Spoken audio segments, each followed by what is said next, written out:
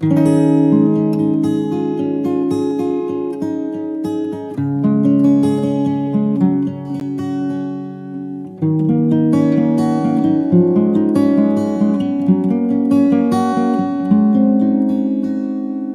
friends. I'm Unity Minister Reverend Charline Manuel. I'm the chair of the Board of Trustees for the Parliament of the World's Religions. Thank you for joining us today.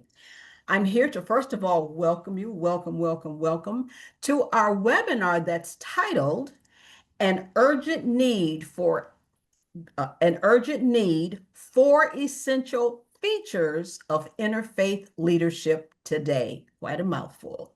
First, I'd like to take just a few moments and tell you just a little bit about the Parliament.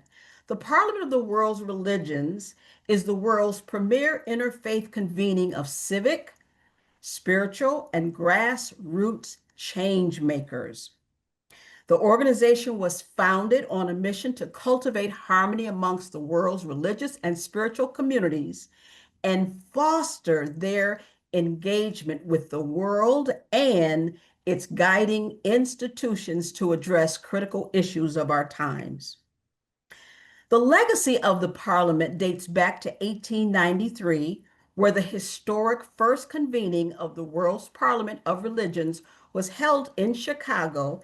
It created a global platform for engagement of the religions of the East and the West.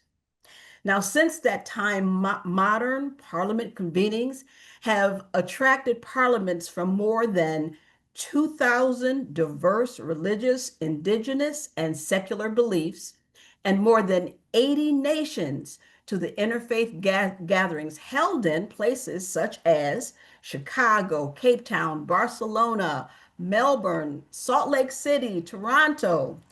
These parliament convenings are the world's oldest, largest, and most inclusive gatherings of the global interfaith movement. Nearly 60,000 people across the world have convened in an enduring commitment to justice, peace, and sustainability through the lens of interfaith dialogue and cooperation. In between convenings, you may see programs and events, webinars like the one we've planned for you today. Our presenters here today are current and former board members who are passionate and knowledgeable about our topic for today. So now let me introduce your moderator for this webinar. The Reverend Dr. Michael Reed Trice is the Spellar Halligan Professor and Executive Director at the Center for Ecumenical and Interreligious Engagement at Seattle University. And we are blessed to have him serve as our co-vice chair of the Board of Trustees for the Parliament of the World's Religions. So, the moment we've been waiting for, Dr. Michael, I will turn this over to you. Well, thank you, Reverend Charline Manuel, and thank you, everyone, for being here today on this important conversation around interreligious leadership. During the Interfaith Awareness Week, the Parliament of the World's Religions welcomes you to this seminar featuring a panel of trusted leaders bound by a shared commitment to center experience-based wisdom in the light of the internationally recognized global ethic. Now, this global ethic serves as both a moral compass and a warning bell, guiding our collective conscience while alerting us when the foundational values of our shared humanity are under threat. The Global Ethics 5 commitments call us to the following: a culture of nonviolence and respect for life, solidarity and a just economic order. Third, truthfulness and tolerance, even amid especially disagreement. Fourth, equal rights and partnership between women and men. And fifth, sustainability and care for the earth.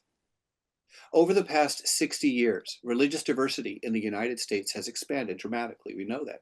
Christianity remains the largest affiliation at 62%, while 29% of Americans today identify as religiously unaffiliated, atheist, agnostic, secular, humanist, or often you'll see that category, nothing in particular. But in our pluralistic context here, additional religions Philosophical traditions, of course, include Jewish, Muslim, Buddhist, Hindu, Sikh, Baha'i, Zoroastrian, Jain, and additional so many religious traditions and philosophical pathways, indigenous and more.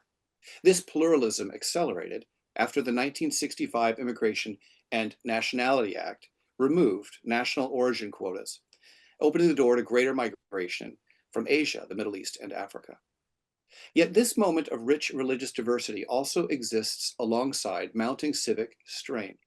In the United States, the consolidation of power under a unitary theory of executive branch has weakened legislative and judicial balance, with public life increasingly shaped by vice signaling, transactional morality, and the erosion of decades-long multilateral collaboration. A rise in Christian nationalism in the United States is also a significant concern for both what it promotes and excludes. In all, the societal context for religious and civic engagement is shifting rapidly and profoundly. History reminds us, when totalitarianism, autocracy, and authoritarianism rise, religious and civic leadership must again offer moral clarity, courage, and collaboration. Today, robust, strategic, and imaginative interfaith leadership is not optional, it's essential. And so this is our charge to the panel, to identify 4 essential features of interfaith leadership today, in light of these realities identified above, and in light of the enduring vision of the global ethic. We know that these essential features, of course, are not the only ones, but the challenge is for each to identify at least one. Our distinguished panelists are, and it's my real pleasure to introduce them, Professor Father John Pawlikowski, who is Professor Emeritus of Social Ethics at Catholic Theological Union and an internationally respected figure in interreligious leadership. Dr. Bruce Knotts, retired U.S. Foreign Service officer and lifelong advocate for human rights. Kehkashan Basu, founder and president of Green Hope Foundation and United Nations Human Rights Champion. And Tarina Ahuja, co-founder and executive director of Young Khalsa Girls, founder of the Sikh American National Youth Council, and a leader of cultivating empathy and justice in young people. With our task clear, friends, and the global ethic as our guide, our panelists have all been asked to provide 7 to 8 minutes to a first question prompt from me to each of them. So let's begin. Our first panelist is Father John Pawlikowski on the issue of moral clarity versus moral calculus and exploring the tension between principled action and expedient decision-making today. Father John, in what ways do you experience transactional moral frameworks eroding the principled compromise long upheld across religious and philosophical traditions? And how might faith-based organizations and civic actors adopt a values-based approach that confronts misinformation, propaganda, and moral confusion as a result today? Well, thank you very much, and greetings to all in this webinar. Yes, I have a deep-seated concern about what is happening not only in the United States, but in many parts of the world. And the key word is transaction. I see an upsurge in what I might call transactional morality, even though transactionalism is sort of the counter force to authentic morality. We recognize we must have some moral foundations. I believe religions can, despite their history of often being people standing on the side of injustice and even torture and so on, that the religious tradition has the power within itself to play a constructive role in the development of new foundations for morality in our interreligious world. If we don't overcome transactionalism, I fear that the anything goes philosophy that so many in our country seem to be accepting as normal will destroy the moral fiber, not only of our country, but of a good part of the global society. So we need to establish new forms of ethical foundations in our time. And those ethical foundations, I believe, are well expressed in what we call in the Parliament the global ethic. The global ethic was originally an idea put forth by the late Catholic theologian Hans Kuhn. It was also then presented to the meeting of interreligious global leaders that was part of the 1993 Parliament of World Religions celebration of the 100th anniversary of the original Parliament that was held as part of the Chicago World's Fair of that year. And together with Hans Kuhn and the Vicar for Ecumenism for the Archdiocese of Chicago, the late Reverend Thomas Bema, there was an effort to organize a discussion that would lead to the major figures of the religious community signing a positive declaration on ethical values for our current global crisis.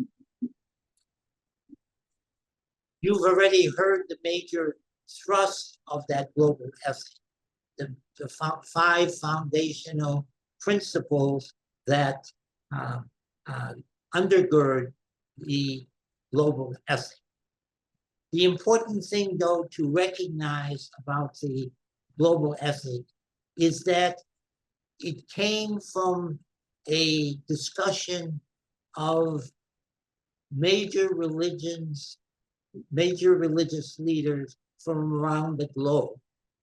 There has been a tremendous hesitancy in this country, especially, to accept religion as having a positive contribution to the public sphere. It was okay for religion to have its own in-house values, but not to impose those on the rest of society. The important thing to recognize about the global ethic is that in their discussions in 1993 in Chicago, religious leaders lifted up values from their respective sacred texts and said, we affirm these. And as they concluded their discussions, they said, we have certain foundational values, even though we may express them in slightly different language. We have a possibility of coming together and jointly affirming these values as a new foundation for human society in a time marked by interreligious development. And so this is a positive affirmation.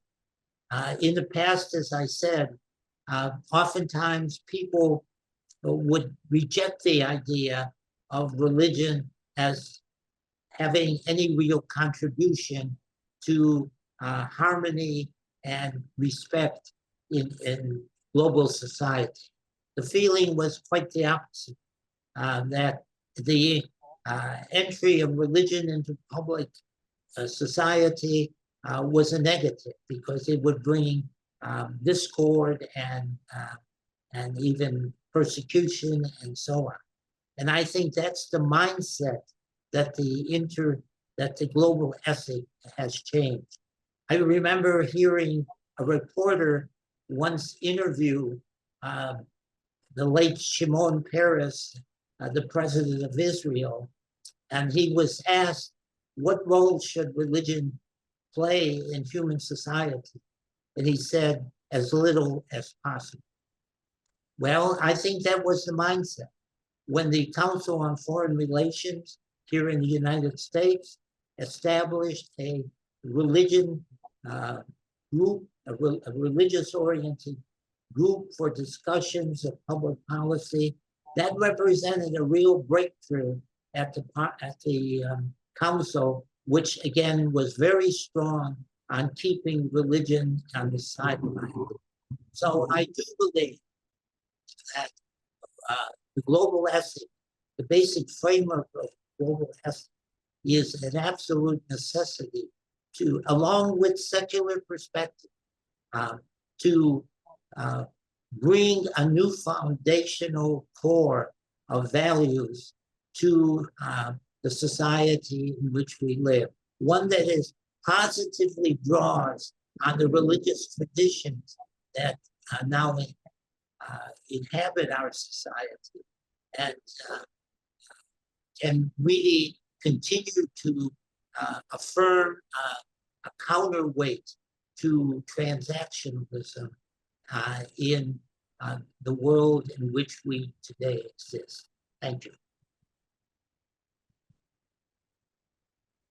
Thank you, Father Pawlikowski, for these comments and also for your words on encouraging harmony and creating a counteract or a counterweight, as you identified it, that enables us to think about the harmonious capacity for religion to provide as a public virtue in society today. And this brings us really, Tarina, to this, to invite you in a second question, which follows, I think, nicely along with what Father Pawlikowski has remarked upon with regard to public life and sacred obligation, or reclaiming a kind of sacred nature of civic responsibility. What does your tradition teach about the sacred dimension of public responsibility in this way? And where do you, or have you seen religious communities successfully model in your leadership, successfully model as well a commitment to the common good in this way?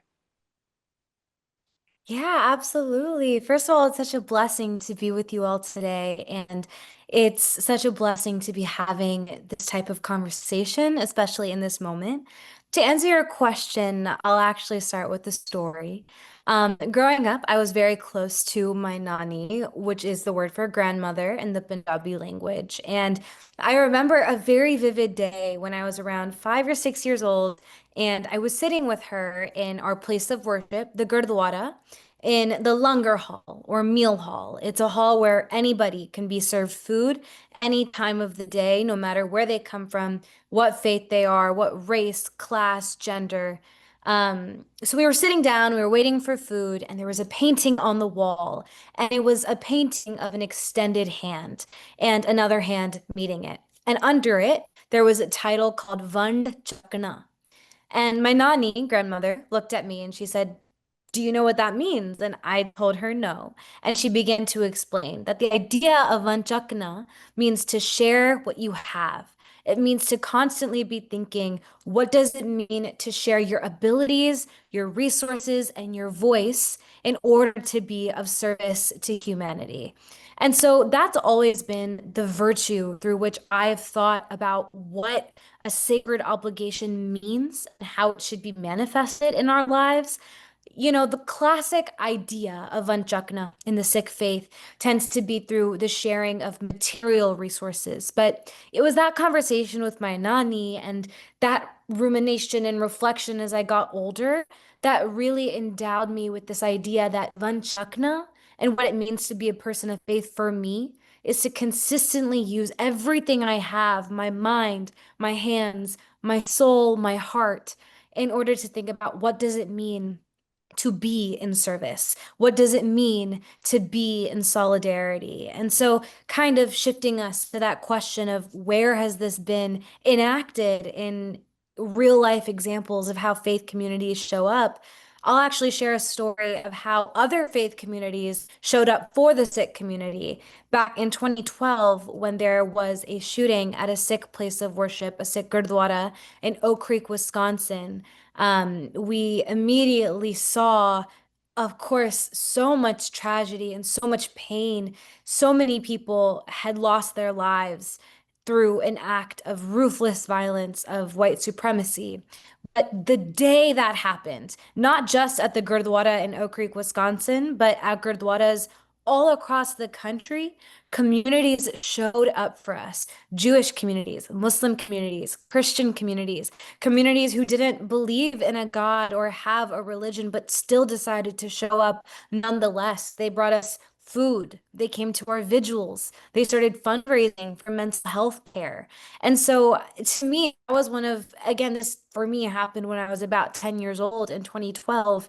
But these were all very early experiences that started to shift how I understood this idea of vanchakna, sharing what you have in order to build around you, and seeing how other communities did that for us, how other communities showed up for us in moments of immense and dire hardship. And so all that to say, I see these moments surrounding us. I see these moments of solidarity coming from every direction. Take this current moment, for example, when we're seeing so many of our communities in the US be targeted by immigrations and customs enforcement, when we're seeing so many communities with a target on their back, we look to the sanctuary movement. Sanctuary cities and places of sanctuary started with the interfaith movement, the idea of how do we keep our neighbors safe. And so I think that's where I kind of want to take my remarks into this idea of solidarity. It's this question of how do we all continue to think about what it means to act together, what it means to move together. As we were just talking about, the idea of taking religion out of just the home, but taking it into the world in terms of how we act, how we move, how we organize. I think, again, to what's happening right now to our brothers and sisters in Gaza, with over 60,000 people having been killed and many other facing starvation at this moment. I have seen so many examples of places of worship from any faith that you can name coming together to fundraise, coming together to be in community, coming together to understand what it means to move forward hand in hand. And so I'll say that solidarity, this idea of sacred obligation, is born out of interpersonal relationship. It's born out of you and I talking and thinking about what does it mean to use our faiths as perspectives to act.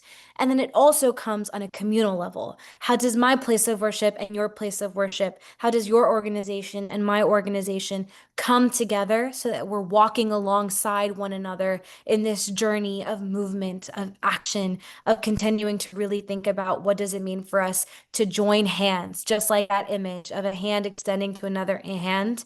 How do we join hands each and every day to think about moving into that direction? And so the last thing I'll leave you with is an ideology and a term in the Sikh faith that I always come back to, the idea of sarbatta pala, which means prosperity for all. What does it mean for each and every one of us to think about how do we use our lives? How do we use our souls and our spirits to make sure that we are building a world where there truly is prosperity for all? And that action comes in ways small and large. It's up to us to get around tables, both real and virtual, to think about what that action looks like and to think about how do we start locally and scale it up.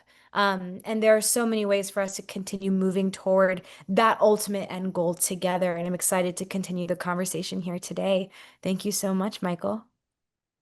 Thank you, Tarina, and thanks for your comments, beginning with the remarks from Yunani on Vonchekna, to share your abilities in the ways that you just described. And that prosperity, as I understand you saying, and for us to also hear here, is located across society, but as I understood, begins locally, begins in our communities, begins in our own hearts, and the embodiment of our hands and hearts and how those take up residence in our own lives and in the lives of other communities. And in that sense of gratitude for your comments there, and also a recognition of us remembering Oak Creek in Wisconsin, and with a feeling of solidarity and a recognition, as you've identified it, of the pain of that for your community and for the entire country. I just appreciate you identifying that. You know, Bruce, this brings us to really in the same spirit, this question of how, with regard to the least of these, lifting up marginalized voices. It's interesting, we've noted, even as we've discussed, marginalized voices, but here we've just heard, yes, voices, hands, hearts, all of our being, really, with respect to interfaith collaboration. In your experience, Bruce, and in your tradition, how do marginalized communities challenge prevailing narratives tied to religious nationalism or tied to civic exclusion. Another way, perhaps, of asking a second question would be, where have you seen the global ethics spark meaningful interfaith collaborations, showing up, for instance, as Tarina just noted, on issues that unevenly impact marginalized communities, such as related to climate justice or migration? Bruce, what are your thoughts? I'll do my best here. I have to say, from my childhood, I have always wondered whether religion does more harm than good. And it's something I've struggled to look at my entire life. And I see a lot of good in faith. I knew Mother Teresa in Calcutta when I was there, and her Sisters of Charity are still all over the world doing tremendous good. I know Dharma Master Chen Yen of the Buddhist Tzu Chi Foundation. She has another organization that is global and doing wonderful work and helping people. One of the things I really like about the Buddhist Tzu Chi Foundation is that there was a Catholic cathedral in Ecuador that was destroyed in an earthquake, and the Buddhist Tzu Chi Foundation rebuilt the cathedral. Buddhists building a cathedral. They also rebuilt mosques in Indonesia. That's the kind of religion I hope we all can have, where we all help each other and we rebuild our damaged places of worship, regardless of what our faith is. I am so glad that I am a trustee of the Parliament of the World's Religions. I'm also very glad that I'm part of the Interfaith group at the United Nations because I learn so much from other faith traditions. And if you're just looking at your own faith tradition and only looking at your own scripture and nothing else, you're not getting it. You really need interfaith guidance. You really need to talk to all the people of all the faiths you can possibly get hold of to see what faith is really about. And it is about helping the least of these. And that's what Jesus said. When I think of the residential schools that we had here in the United States and in Canada, where Indigenous children were taken from their parents and put into schools and treated abominably and basically killed and then buried in these schools. And today we have migrants that are being kidnapped and taken and deported, often leaving children behind or putting children in terrible conditions without proper places to sleep or food or care. And this is us today. This is our, you know, governments that are doing this kind of thing. And it, of course, it's the US government, and we have ICE doing terrible things, but it's also the British government and the French government and many other governments. When I think of probably the most religious country in the world is Israel, and what they are doing is just abominable. And much of the wars that are going on in Ukraine and Gaza and in Sudan are being funded and given weapons by other countries. And those other countries are also complicit. I was a U.S. Foreign Service officer. I was Deputy Chief of Mission at the U.S. Embassy in Sudan. Everybody thinks of Sudan as just a bunch of desert and there's nothing there. That's not the Sudan I lived in. The presidential palace, which was built by the British during colonial periods, was a beautiful structure. There were wonderful, beautiful mosques all over the place. There's a beautiful Catholic cathedral, many wonderful homes that I was invited to have dinner and wonderful places. If you look at the videos and you look at the photographs of Sudan now, it's all gone. All of that is gone. Everything is just dust. And why is this happening? Because there's a civil war going on. These are Muslims fighting Muslims, and it's being funded by the United Arab Emirates on one side and Egypt on the other side. So you have two Muslim countries helping Muslims fight each other and providing weaponry and money to keep a war going. That's abominable. And this is what we're doing all over the world. And it's not just Muslims, it's not just Christians, but people using their money and using the weaponry to kill people. And more often than not, we're talking about killing infants, children, innocent people, the least of these. We really need to be doing better.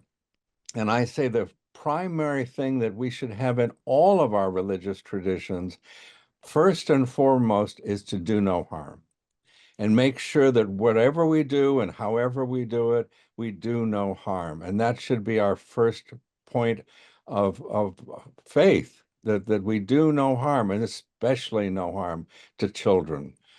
So that's my rant for today. And I hope I've answered the question to some degree. Thank you very much. Thank you, Bruce. It's not a rant at all, and it's a pleasure to hear what you're saying. And for all of you here who are listening in, we'll also be asking, if you're thinking the kinds of questions that you have, I just want you to know that we will come to that. We have one more panelist. We're going to come to your questions in due time as well. So as you're thinking about those and what you're hearing, will you please just write those down, those questions now as they're fresh in your mind, even as you augment them later, because we want to make sure our panelists have an opportunity to really to respond to you.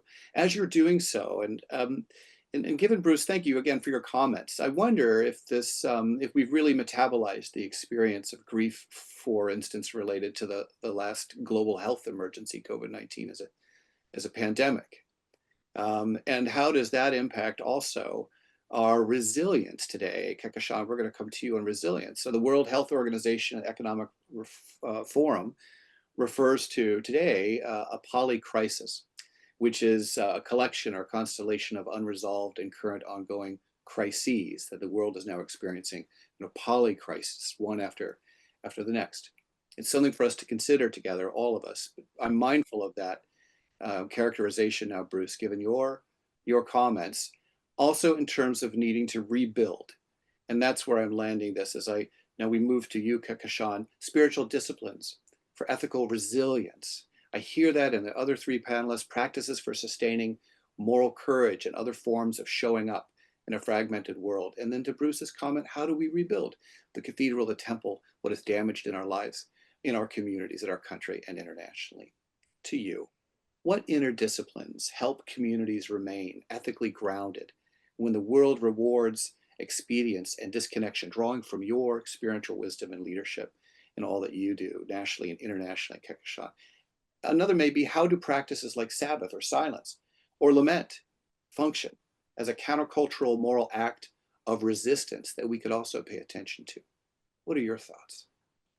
Thank you very much, Michael, and hello, everyone. I am connecting with you today from Toronto, Canada. And before I begin, I would like to acknowledge that Toronto is the traditional territory of many nations, including the Mississaugas of the Credit, the Anishinaabe, the Chippewa, the Haudenosaunee, and the Wendat peoples, and is now home to many diverse First Nations, Inuit, and Métis peoples.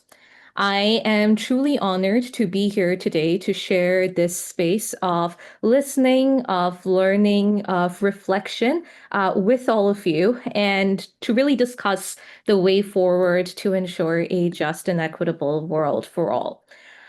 We are living in the best of times. We are living in the worst of times.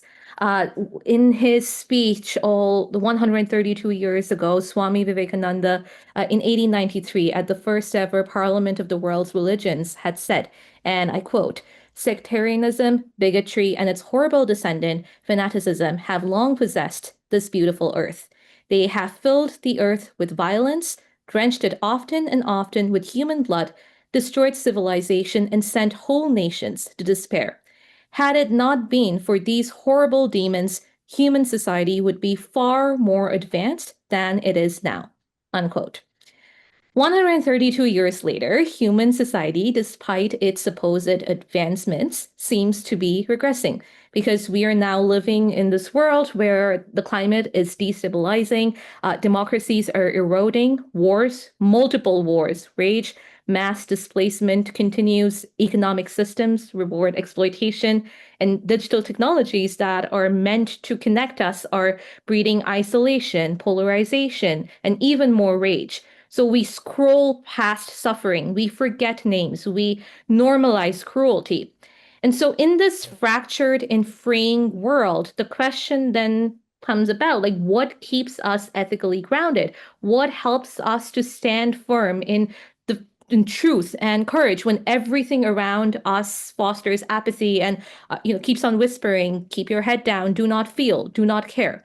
So, as someone who has spent more than a decade working towards interfaith harmony in communities all across the world with multiple faiths, I believe that the answer lies in spiritual disciplines, practices that really anchor us, not in ideology or in dogma, but in presence, in clarity, and moral depth. So, these are practices that honestly are ancient because they've been around for such a long time.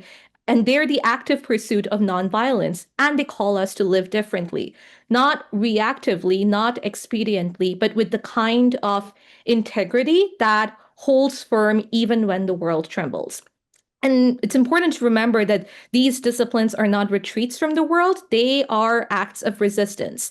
And in a culture that teaches us to shout, they teach us to listen. In a society that's obsessed with speed, these disciplines teach us to slow down. And in a world that often devalues life, they teach us to protect it, starting with how we think, how we speak, and how we choose to live. So, silence or mona in my tradition of Hinduism is one such discipline. In a time when words are weaponized and noise is constant, silence then becomes a radical act. And it's not simply about quieting the tongue, it's about calming the mind, it's about taming the ego and creating the space for ethical clarity. And this silence helps us to listen not just to others, but to our conscience. And it helps us to catch ourselves before our words cause someone else or even the planet harm, before our reactions become violence.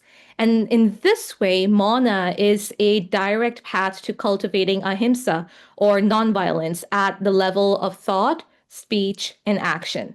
And this principle of ahimsa is so central to multiple faiths, be it Hinduism, Jainism, or Buddhism. It's more than just refraining from doing harm. It's the spiritual discipline of deep reverence for life. So it asks us to respond to conflict not by retaliating, but with compassion, to meet ignorance not with, condemnation, but with understanding. In Jainism, the commitment to ahimsa is so profound that it shapes every aspect of life, from diet to speech. In Buddhism, it flows through the practices of mindfulness and compassion.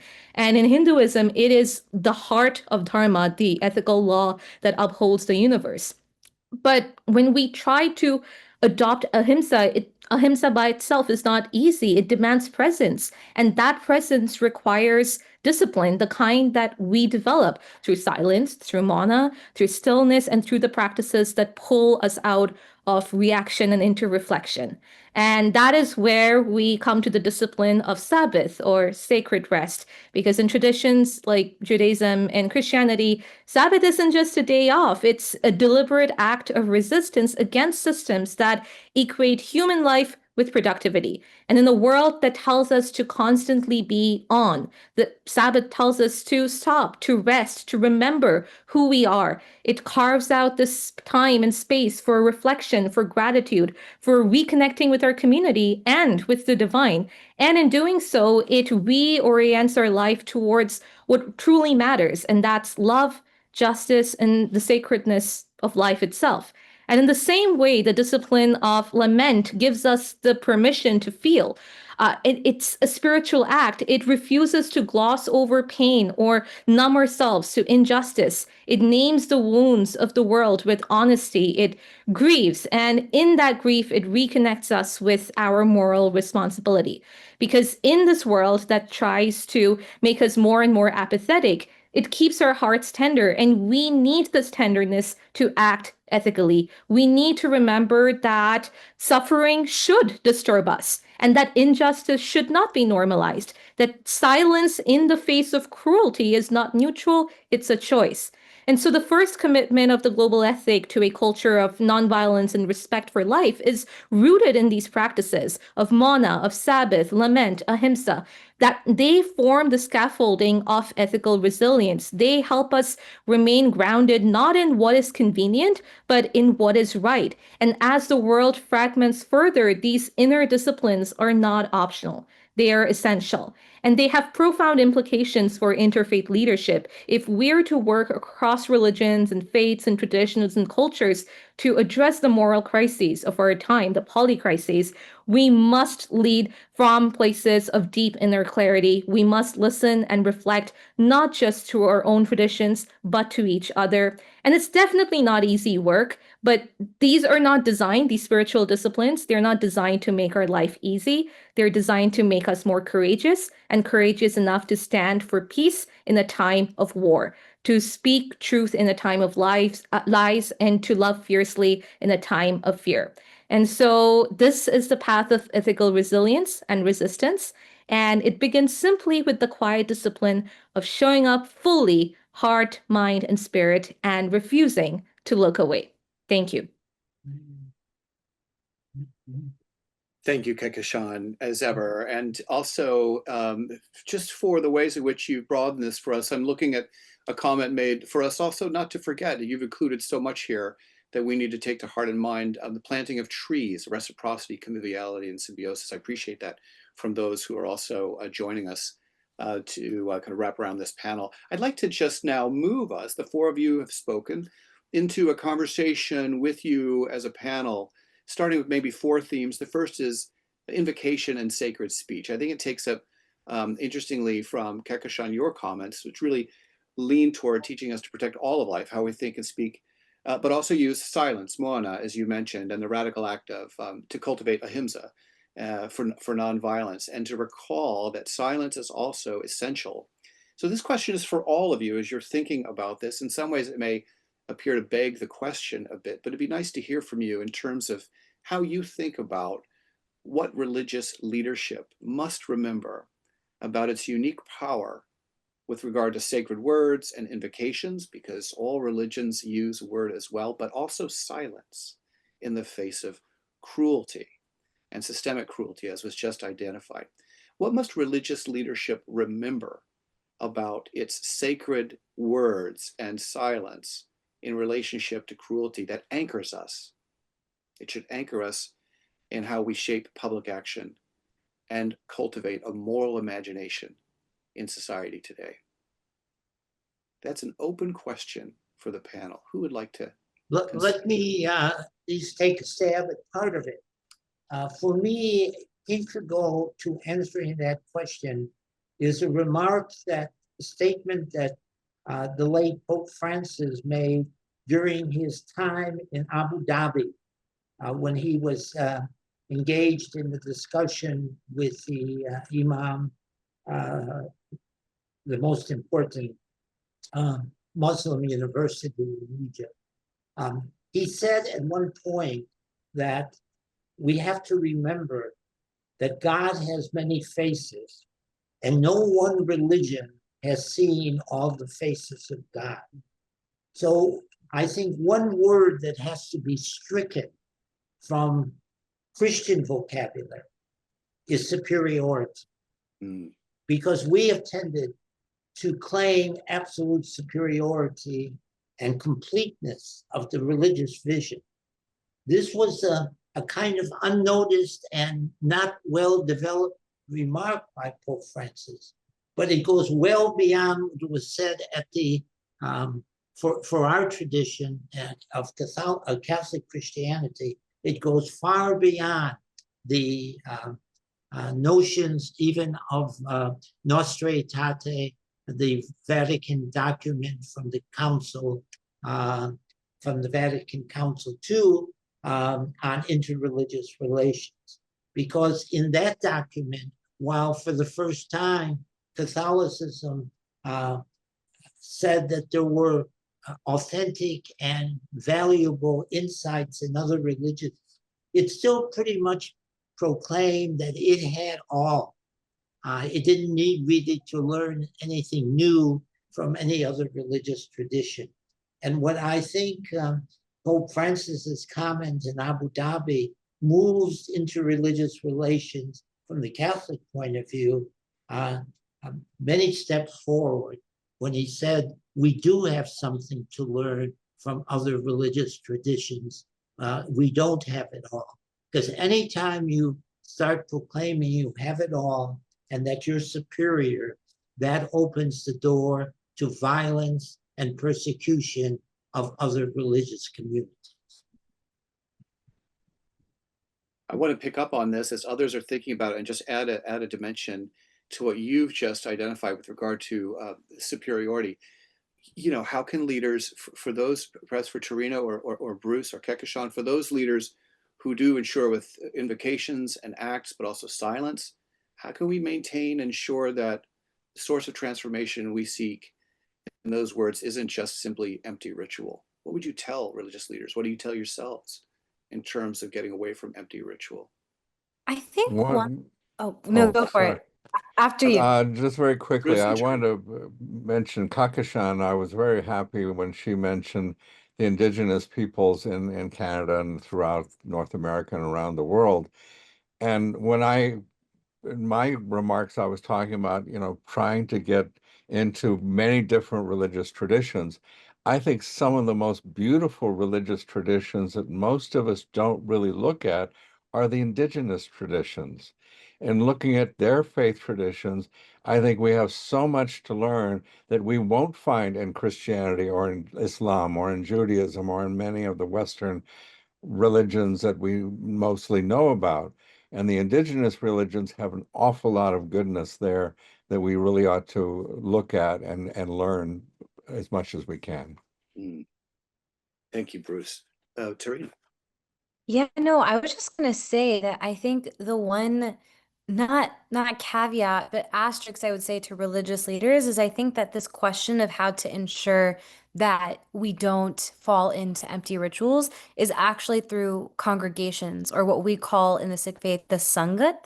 I think it can't all the question I think shouldn't necessarily just be about how do we ensure that religious leaders take these steps, but I think it also has to do with everybody in the congregation taking these steps because I think rituals become empty when congregations or sangats also don't act on it. I'm not saying that both things don't need to happen in terms of religious leaders. I think there needs to be like kind of as we talk about in any type of leadership, it's the walking the same walk that you talk in essence. So if we're talking about what it means to give, making sure that the institution or the place of worship or the organization or the community has an opportunity to do that, whether that be through having sorts of donations in the place of worship or doing, projects or community outreach where people are able to get active in what we're talking about.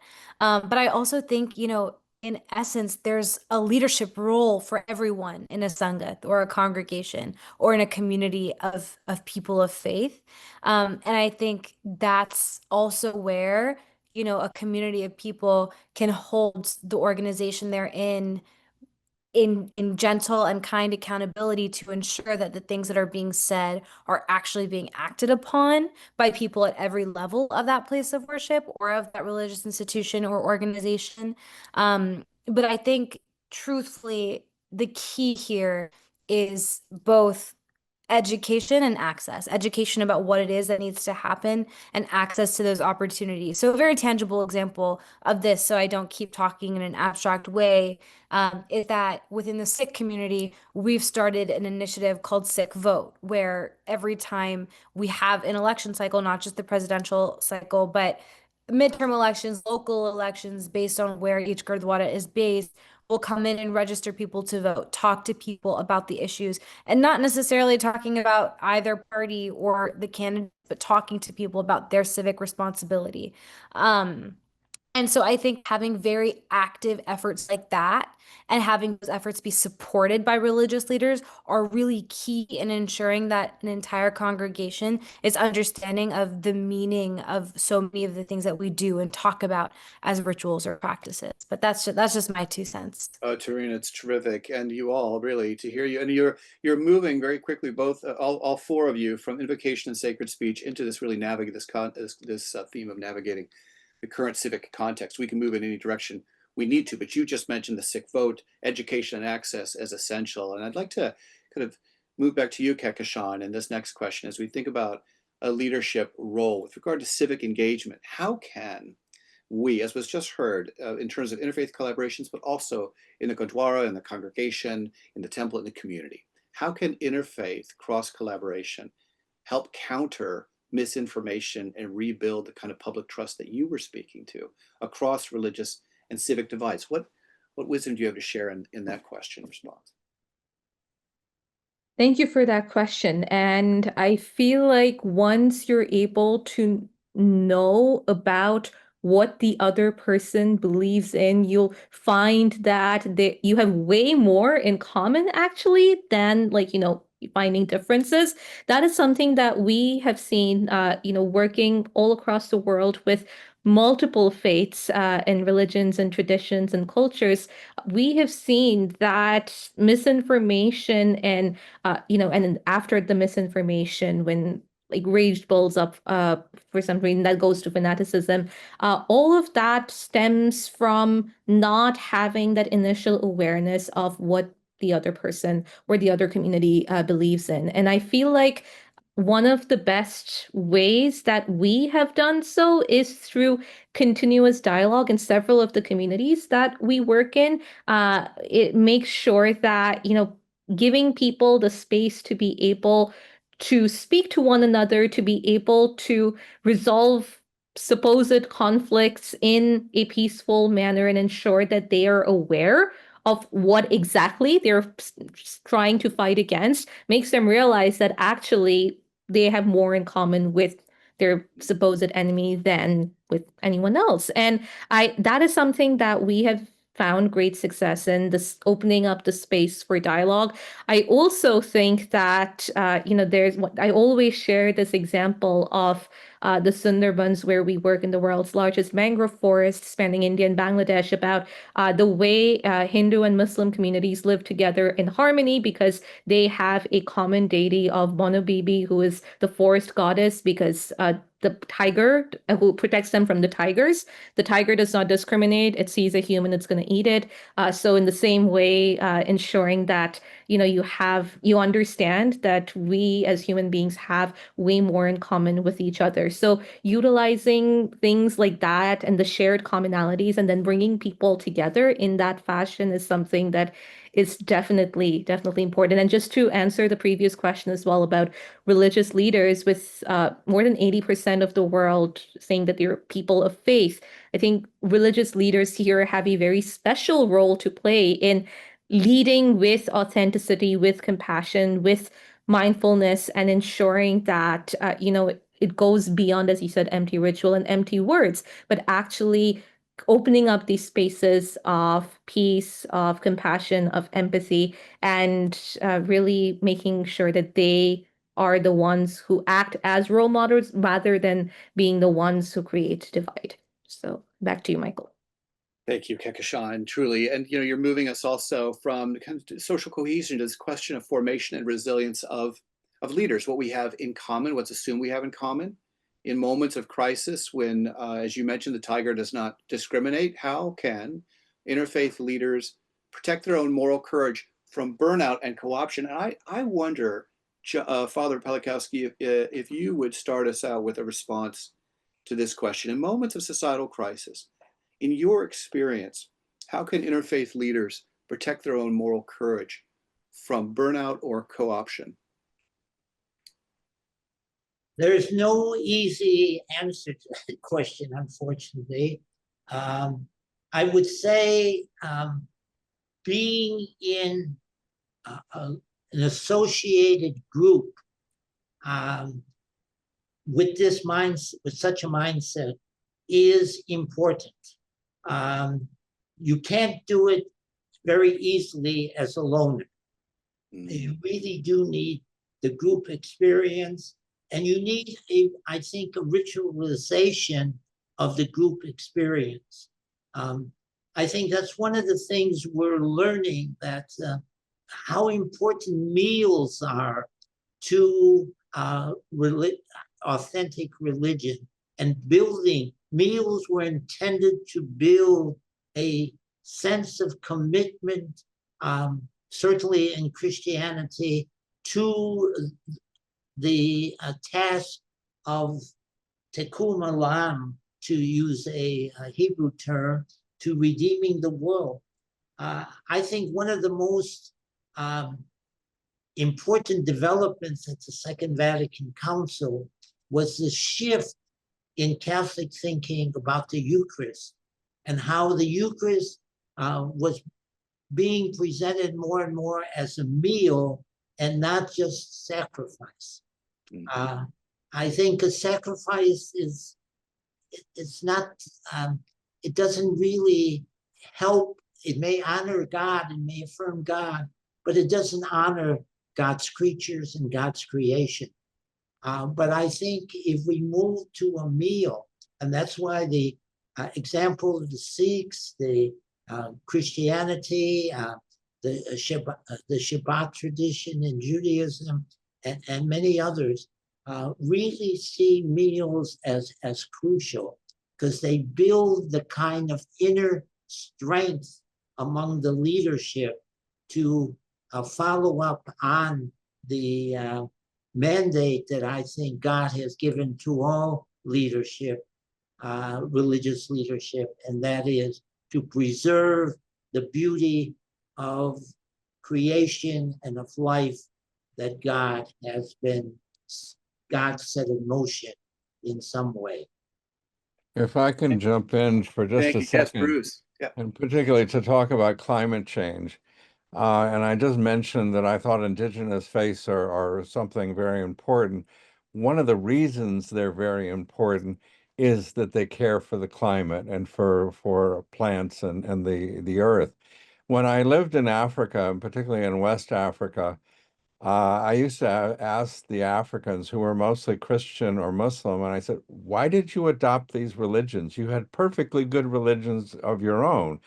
And the thing is, even if they called themselves Muslim or Christian, they kept their indigenous beliefs. And one of the indigenous beliefs that I particularly liked in West Africa was a belief in a sacred forest, and that certain forests needed to be left alone. The trees could not be cut. These were sacred places that had to be respected. And it was those kinds of traditions that helped save the planet, and sacred wells, sacred rivers. I mean, all of these things of really, seeing the sacred in the climate, in the world that we live in forests and trees and the water and all the life that's around us. And, I think all of our traditions have elements of this, but I think you find it most dramatically in some of the indigenous faiths. And some of these indigenous faiths even belong to people that call themselves Christians or Muslims or Jewish or whatever, but those indigenous faith traditions are still present in their traditions, in their families, in their cultures. And I think we should really interrogate that much more carefully. Thank you, Bruce. In that question, in that respect, from principles to action, there are two questions that are starting to come to us from those who are joining this entire panel experience. I want to encourage you now to start asking questions if you haven't already, and place them in the chat. I want to pick up on maybe forming two questions together, and it's related to comments that have already been made by all of you in one form or another, as we continue to try to get more granular with regard to your recommendations to the question. And that has to do with, first, the reality of apathy when we think of moving from principles to action, that kind of disquietude, which is other than perhaps resilience. Although some of you may argue that apathy can be a form of resilience when action gets re-engaged. But let me try to ask this two-part question. What might, or how might we resist apathy in our own religious communities, I might even say in our own hearts, and in our broader society? And when we think about that question of apathy, as you're holding that, let me just go back to this other question as well. It relates also to the Commonwealth of Nations in terms of how they play a critical role in reciprocity, conviviality, and symbiosis. How do we, here it is all together, as individuals and at the highest elevation of the Commonwealth of Nations, refrain from the kinds of apathy that can become toxic and destructive to the very movements you're hoping to see in the world. Who would like to start in a response to that? I May I can, call? Yeah, Kehkashan.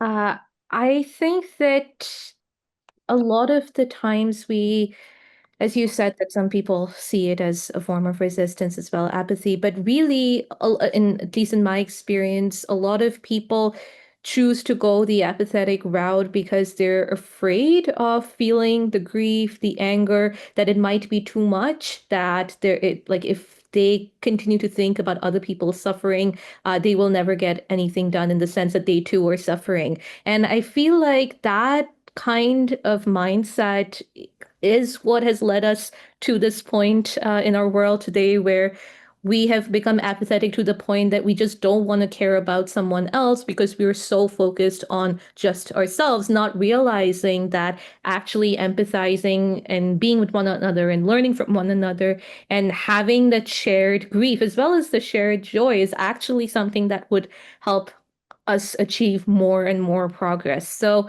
I do believe that ensuring that we are not afraid of feeling is something that's really important. I also believe on like a more practical note, ensuring that our youngest members of society are educated right from their childhood about the importance of thinking about other people and about the planet. One of the key areas of work of my organization, Green Hope Foundation, is empathy education, where we start working with children who are starting from kindergarten all the way up to, higher education, as well as adults in everyday life, ensuring that they know that success is not just, monetary. It's about being a good human being. It's about taking care of people and planet and not being afraid to feel in that regard. So that is one of the ways that we try to fight apathy so that people, and whether that's children or adults, they don't think that, oh, it's happening to someone else in the world.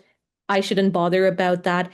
You should bother about that. It definitely affects you as well. I think what Bruce was talking about with climate change, that is like a prime example. It was affecting, majority of the world, but because not it wasn't affecting Western nations so much, or at least not certain communities within Western nations, we were like, oh, okay, yeah, it's happening somewhere else. So you can just change the TV channel, focus on what we think is important. But climate change is affecting all of us right now. And maybe if we had thought of it as something that we should have addressed way before, then we wouldn't have been at this stage where we are in a very, very terrible climate crisis. So, yeah, that is how we try to fight against apathy and why it's so important to move towards empathy in such times.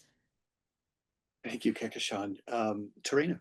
Yeah, no, I was just gonna say, I think I resonate with so much of what you said, Kikishan. And I think some of the things that I think about, I spend a lot of time thinking about this question because in an academic context and in the work that I do, I spend a lot of time thinking about what it means to cultivate empathy. And, from a sociological perspective, there are multiple ways that empathy can exist, whether that be interpersonal, so just between two people, and feeling what someone else is feeling. It can be physical. Some people physically feel another person's pain. It can be communal in terms of feeling empathy for a community. But the way that I like to think about empathy is radical empathy, where that moment where empathy leads us from feeling emotion to action. That moment where you see something on the news and you see somebody suffering and you get out your phone to make sure that you can go donate, or you get on the phone and call somebody of an affected community and say, hey, how are you doing? What can I do for you? All of those forms of active empathy. But the greater question is here, how do you go from that idea of apathy to empathy? And I think something that I want to reemphasize that Kekjan said is that so much of apathy, I think for so many people, is a protection mechanism. It's not because people don't care. It's because in some ways they see what's happening and care too much and want to protect their mind from that so that they can keep on going throughout their day without feeling the weight of that suffering. Of course, that's not the case for everyone, but for a lot of people it is. And I've seen this a lot within young communities, people who have grown up with phones in their hands since the days they were 10, 11, 12, constantly seeing over and over again what is happening in the world and the exhaustion that comes with it. I often think about the example of gun violence and shootings within the US. I remember as young as age 10, I started to see fellow students in other parts of the country being killed. And originally, there was massive outcry and outrage. And then as time kept going, you see it so commonly that people see the news, turn off their phone, and try to put it out of their mind because it would be too much to keep feeling that pain. And so, all to say that I think in many ways, the answer to apathy is twofold. One, it's through storytelling. It's one thing to see a news story, it's one thing to see a statistic, but it's a completely other thing to tell somebody your story, whether that be somebody in your life, whether it be finding unique ways to share those mediums in arts and TV. But I think one of the things that I always come back to is our experiences may be different, but our emotions are the same. And so when you can tell stories that evoke those emotions, I think it starts at home. It starts with your parents, with your uncles, with your brothers, with your siblings, with your kids, with your grandkids. I think defeating that apathy is telling that story to somebody in your life, somebody in your community, and then bringing us to those faith communities. So many of our faiths and so many of our practices discuss this idea of humanity being one, of service to humanity. So, how can you tell individual stories of people's experience where people are owning their own experiences and telling their own stories that allow this emotional reaction and this active reaction to occur? Because when it's happening to somebody in your life, somebody that you know, that you hug every Sunday or Friday or what have you, it becomes a totally different thing than just a news headline. So that's number one. And then I think number two, another answer to apathy is intergenerational connection. I think, again, so much of what we're seeing right now in this moment that my generation is seeing, of course, so many of it is unprecedented, but we have seen extreme hate, extreme fascism, extreme oppression in generations far before we were here. And so I think part of combating that apathy is for young people hearing stories from generations that came before us of how this actually worked, that it's not for nothing to continue to invest in what's happening.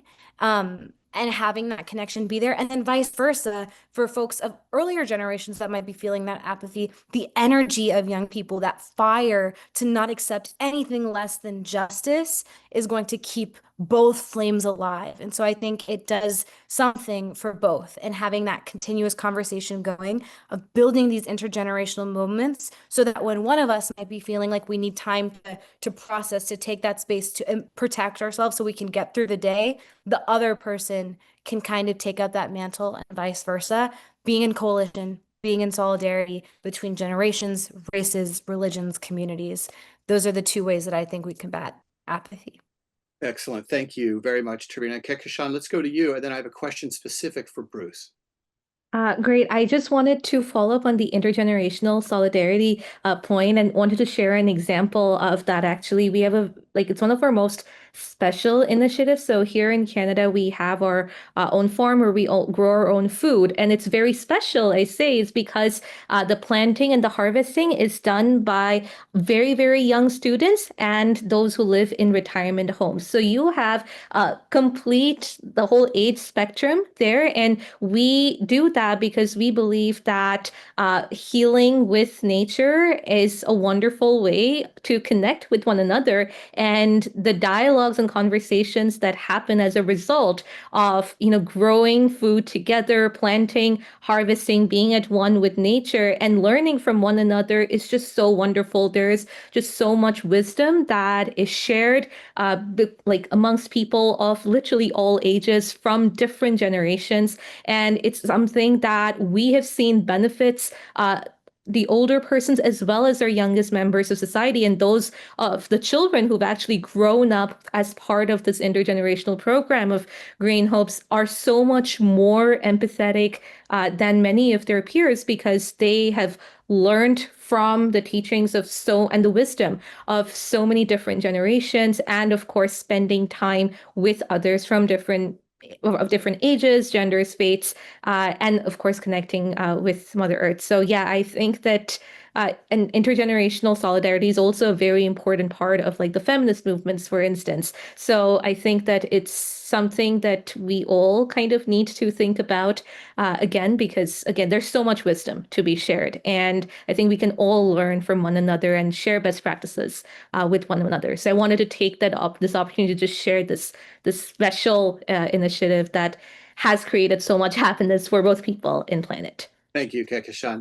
That's excellent. I'm going to go into now try to fuse a couple of questions aligned to what you all have said from what we're also hearing from others in the room. Bruce, let's start with you, but I think this is a question for each of you. So if you'll take a moment to kind of hear it as you need to and then respond as you do. There's been mention made of family and the power and the importance of family as that kind of sinewed integrative reality. And I don't want to lose the wisdom in that as we're talking about nations and international contexts and local communities, to think about the moral imperative to be family together and what does that require? What do families do? So let me just give you a quick image for what that might mean in one way. We've just been having a conversation about empathy and apathy. So what's the capacity? What's the moral, spiritual, existential importance, value of family as they help us untangle ourselves, whoever we may be, from the kind of apathies that require familial empathy to get there, to get us to the next space. I want to give you a corollary that's an example, let's say, from empathy to apathy between, say, fear and dread that we're experiencing in the world today. Often, if we have a kind of object-related fear, we can see it. It's right in front of us. And as family, we can address that together. But perhaps one of the fears we're experiencing in the world today is a kind of objectless fear. It doesn't make it any less consequential than object-based fear.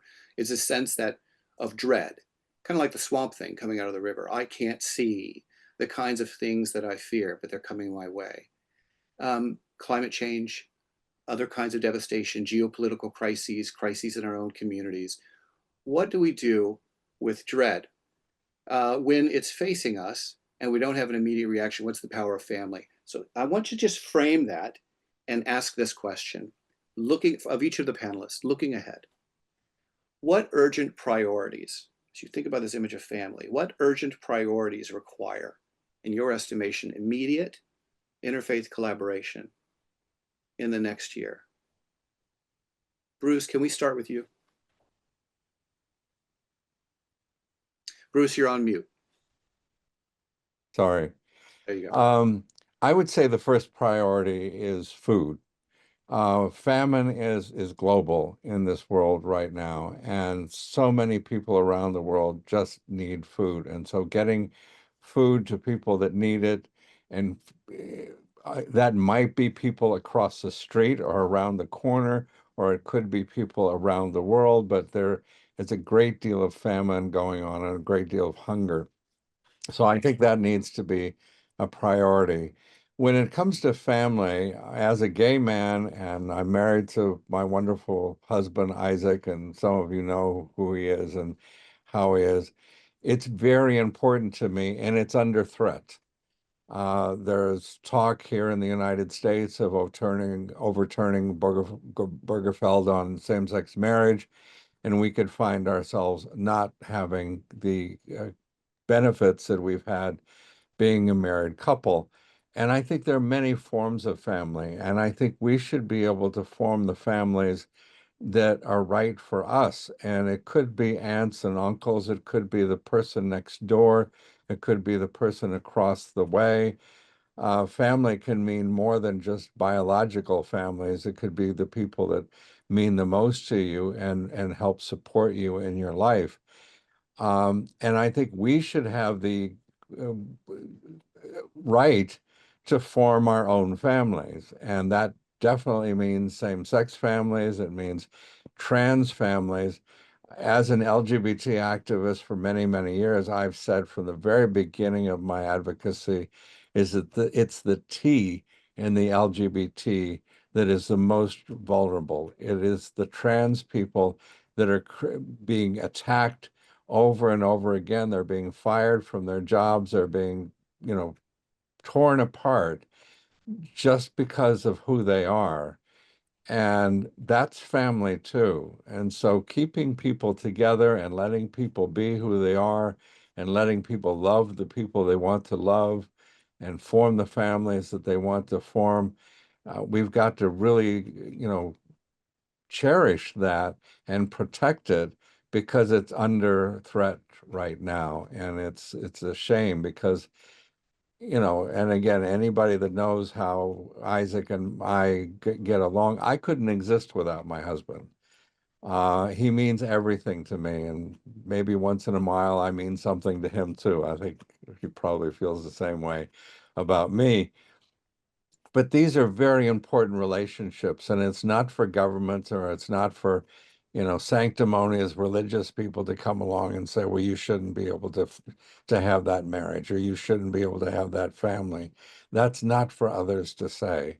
That's for us to be able to form our own families that give us the warmth and guidance and the love that we need. And so I think that's important for all of us. Thank you, Bruce. Maybe we could just take this in an order so we're all including the rest of the panel. Tarina, Father Pawlikowski, and then Kehkashan. Yeah, no, absolutely. I think in terms of just what's facing us in the next year, I think there are a number of things, but I think if I were to bring it down to just a few, I think one for the folks here in the States, I think immigration is going to be something that we're constantly thinking about. Like I mentioned before, the sanctuary movement is something that was born in Chicago and born from interfaith movements. And so as people who are very deeply invested in this movement, I think that is going to be continuously important. I currently live very close to DC. That's where my family's grown up, and we are seeing a complete overhaul of what's happening in terms of federalizing DC's police. And if you walk the streets of DC, you will see ICE agents everywhere, and so many people are deeply afraid for their lives, for their well-beings, a lack of due process. So I think there is a very unique and a very important place for the interfaith movement and interfaith families that we are building here to come together and mobilize on that. I think I'm going to echo once again what Bruce said about famine and hunger. I think we mentioned Gaza earlier. I also want to make sure that we're shining a spotlight, as you said earlier, Bruce, on Sudan, also reaching level 5 famine. And so I think it's one of those things where we cannot turn a blind eye. I believe somebody earlier said this, but there is a very important role that food and the idea of bread plays in so many of our traditions, almost all of them. And so I think that's another place where we, as folks that care about faith, care about interfaith connection and movement, will need to be making sure our resources are landing there. And then finally, I think the third one that's kind of encompassing a number of these, and we're seeing it everywhere, not just in the US, but everywhere, is the idea, and this is a more abstract and larger one, and one that we're going to need to take a long time to think about and simultaneously act on. But what does it truly mean to address hate? I think we've all talked about this or talked about this at some point in our lives. Hate is truly not something that's innate, but it is something that is taught. And so we really need to think about in our faith institutions, because we see oftentimes in a very sad way, sometimes hate is taught in the very institutions that are supposed to be espousing love. So if we're starting here, if we're starting at home, if we're starting locally, how do we ensure that our places of worship, our organizations, our communities are teaching that love so that that love can move forward in generations? And then looking outwards, how can we take ourselves, our beings, our understanding, and take that outwards? How do we continue to use that ideology and that ethic of love as we talk about in the global ethic often? And how do we share that in the communities around us? How do we let that be what we teach so that next generation and the generations after, we start to see hate diminish? And that's the hope, and that's what we have to work towards, and that's what we have to remain hopeful can happen, because we're nothing if we're not hopeful. So I'll end there. Of course, there's so many other things that can be Of talked course, about, yeah, I but know, yeah. but it's fantastic what you're. It's so helpful to hear what you're saying. I want to make sure we move as well to Father Pawlikowski and then Kehkashan in our remaining minutes, and I'll have a few items to just share with you before we conclude our time on the half hour. Father Pawlikowski, to you too, sir. Yes, I would just make one observation I've noticed in recent years going to restaurants and seeing families walk in, and the first thing they do after they've looked at the menu is take out their cell phones. And they're sitting there supposedly as a family, but in total isolation with their respective cell phones. And I think that's something we have to overcome. We really have to rebuild, I think, the family. But I also very much share Bruce's notion that the family has to have a wider meaning that it has traditionally met. But I think it gets back also to the question, Bruce, not Bruce, but Michael, that you raised some time ago, namely, how do you sustain hope and how do you avoid being drained in the struggle to preserve society, societal values today, that we really have to have people who know us, who support us, with whom we can share empathy. We can't do it alone. And that's why any form of religion that is too individualistic, that, says from the Christian side, my Jesus. No, it's our Jesus and what he taught us. And the way he taught us especially was through often meals. I think for me, one of the most powerful instances in the New Testament is when Jesus sat down, not only at the Last Supper, but other times in the having a meal with his disciples. I'm not sure that Jesus could have ever done what he did alone. I think he needed the apostles, and we see how he bemoaned their lack of attention to him at certain times. And so, but this sense of religion as essentially communal is, I think, a very, very critical issue. Thank you very much. Thank you very much. Kehkashan.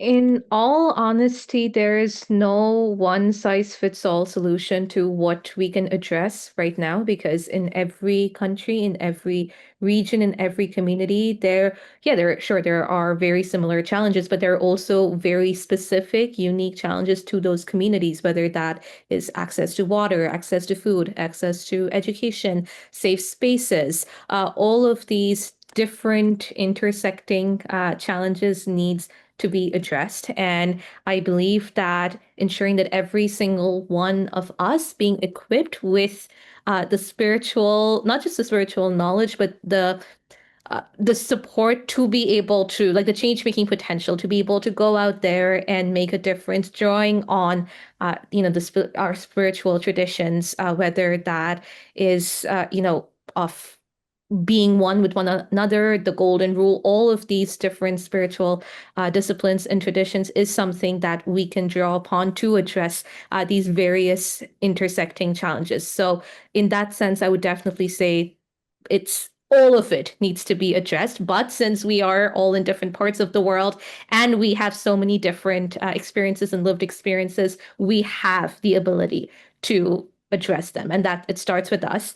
And just like in conclusion, saying that it's important to move ahead in by not persecuting love, but celebrating love. And in order to truly embody ahimsa, in what I was saying earlier, to live this life of kindness and integrity, it's not just about avoiding harming others, but actively seeking to uplift, protect, and honor the sacredness of every being. So recognizing every person, every creature, and every part of the earth as part of our shared family that's deserving of love and care as we would offer what we call our own. So not just fighting for justice and righting the wrongs, but celebrating the sacredness of life itself, its beauty, its diversity, and its interconnectedness.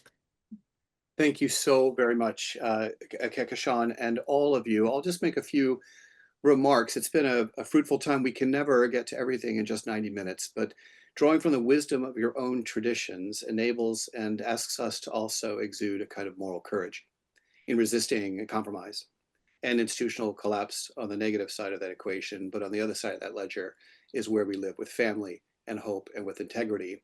And for the takeaways that I hear in terms of the features for interfaith leadership that you're speaking to are also not able to be fully categorized, but I'll give it an effort to name at least four. First, a deep sense of empathy and cultural humility to counter the kind of fragmentation and mistrust. Leaders must listen attentively, I hear you saying, and learn to listen to communities unlike their own. We have other things we haven't discussed in terms of the anti-Christian bias task force in the US government that was mentioned in the comments. But what we do know is that respecting each other's sacred narratives and lived realities will require a kind of traction in our leadership around empathy that isn't theoretical and must be responsive to the changes and challenges we see in society. Second, I heard you speaking about a commitment to equity and inclusion. There was mention of Sudan and Gaza and hunger and famine and demographic shifts, but also how we understand the nature of family, of our core relationships, of the new kinds of ways and the equal access we must allow for engagement and dialogue and influence and representation. The third that I'm hearing in our conversation is bridge building and collaborative envisioning. Wisdom around family, again, was mentioned, but wisdom as a core resource that includes all in terms of our shared moral narrative codes in a time where we see erosion in our society and in our even the core values that we thought would never be called into question: justice, compassion, human dignity, and more. And fourth, in terms of adaptive storytelling, I heard a lot of adaptive leadership capacity engagement here. Adaptive storytelling and shared language in a climate of misinformation and misunderstanding. How do we address hate, was asked. How do we celebrate sacredness, was one of the last comments identified. Leaders must frame accessible and compelling narratives that connect diverse audiences without reducing the depth of any wisdom tradition. These features are not optional to any of us. They're also not only, they're essential and they're not exhaustive. They're strategic tools for sustaining constructive religious engagement and civic trust in a pluralistic society under strain. I want to thank this panel, all of you who are participating by virtue of viewership today, and also asking questions. I apologize when we're not able to answer all of those effectively or sufficiently to you, but thank you for your full engagement. I also want to thank the chair of the Parliament, Reverend Charline Manuel, who is an incredible colleague and friend in all of this work, for her leadership in this crucial time for our country and for the world. And now, Reverend Manuel, to you. Thank you, Michael, and thank you for all of our panel. I wish we had another 90-minute segment. I think we ought to do a sequel to this. There should be a part two, because I think we just barely begin to scratch the surface, and I learned so much. I took lots of notes. Thank you all for your willingness to share your wisdom, your knowledge, and your passion today with all of us. And thank you all for those who joined us here online. As always, there's always people who work behind the scenes to make things happen. So I want to take a moment to thank Mr. Nitin Ajmera, who is our tech person for today, but who's also a former chair of the Parliament, and to thank the chair of the Global Ethic Committee, Professor Mary Doak. She's also on the call as well, and made sure this was all orchestrated very well. And then I want to take the time to thank the organizers of this event that allowed us to be a part of it. Reverend Dr. Steve Albert, he's also on the call today, but for welcoming us and thanking us, allowing us to be a part of Interfaith Awareness Week. This is the 9th annual. So we're excited to be here, excited to participate. And I hope that you will also look at the other programs that are available. Someone asked about recording. It will be on the website for the Interfaith Awareness Week. You should have that. And it'll also be, this particular webinar will be posted on the Parliament website as well. So if you want to go back and go deeper with the subject, that'll be so wonderful. So thank you all for joining us. I'm going to ask if we could put up a slide real quick just to show the website for the Parliament of the World's Religions. If you want to go to the website, look around, see how you can get involved, see how you can find out what's going on with the Parliament and maybe become a member. Maybe you'd even want to make a donation to the work that we're doing, and so that we continue to do good works here in the world and have more programs like these. So I invite you to participate with us. Go to the website, take a look around, and if you're feeling moved, make a donation. We'll be so happy to receive that. Also, while you're there, check out the Global Ethic. The document is listed there. Check out the Global Ethic. It's a good read, and you'll learn a lot from it if you haven't already read it. Thanks, you friends, for joining us today. We really appreciate it. And if everybody on our call will just give a wave and say goodbye to everybody, we really appreciate being with us here today. And many blessings, peace wherever you go for ourselves and the world. God bless everybody.